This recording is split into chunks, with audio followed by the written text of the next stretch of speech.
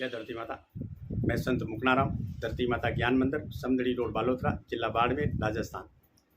आज मैं मेरे देश के उन विद्वानों को निवेदन करता हूं जो इस देश के लिए चिंता और चिंतन कर रहे हैं, जो देश पे आए हुए संकट के पीछे क्या कारण है और संकट रुक क्यों नहीं रहा है।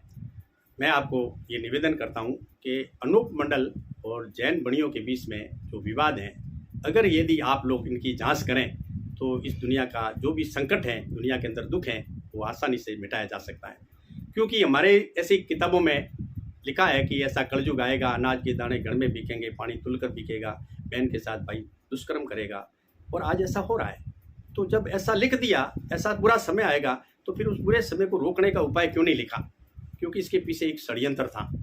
और ये बात जैन बणिये क्या चाहते हैं कि जैन बणिये सारी दुनिया का धर्म भ्रष्ट करके वो अपना शासन करना चाहते हैं।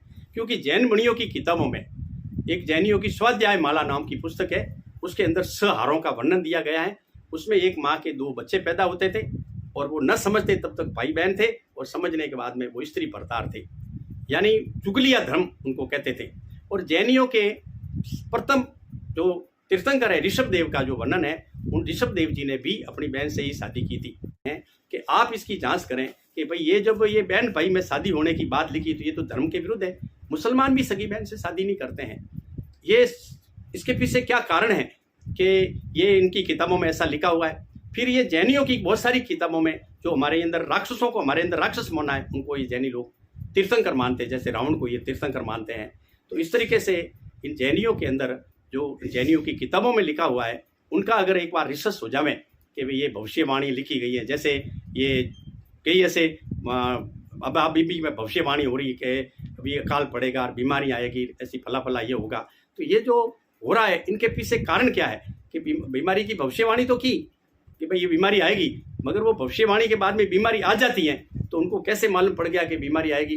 क्योंकि ये जो बातें हैं या इनकी किताबों में ऐसा लिख कर ये दुनिया में पहला प्रसार करते हैं, और फिर भी ये जैन बणिये जो इनकी एक गुप्त दुनिया है, जो जिनको सर्ग नरक कहते हैं, जो एक समुद्रों के बीच में एक अनोखी दुनिया है, जिनका वर्णन बाबा अनूप स्वामी जी महाराज ने यदि खोज करके उनका लिखा है। क्योंकि जैनियों की जो खोज है आज दिन तक किसी ने नहीं की, और की है तो थोड़ी बहुत बातें हमारे शास्त्रों में जैनियों के विरुद्ध लिखा गया है, मगर इनकी असली जो खोज है वो अनूप दास जी महाराज ने लिखी है कि ये एक समुद्रों के बीच में एक टापू है, वहाँ पे इन्होंने 84 लाख वन कुंड बना रखे हैं, और वहाँ पे मनुष्य पशु पक्षी वगैरह का हवन करते हैं। तब जाकर ये नाना प्रकार की बीमारियाँ होती हैं। जो पहले ये भविष्यवाणी करते हैं कि अकाल पड़ेगा, तो फिर उस समय में ये हवन करते हैं तो फिर अकाल पड़ जाता है, बीमारी का लिखते तो बीमारी हो जाती है।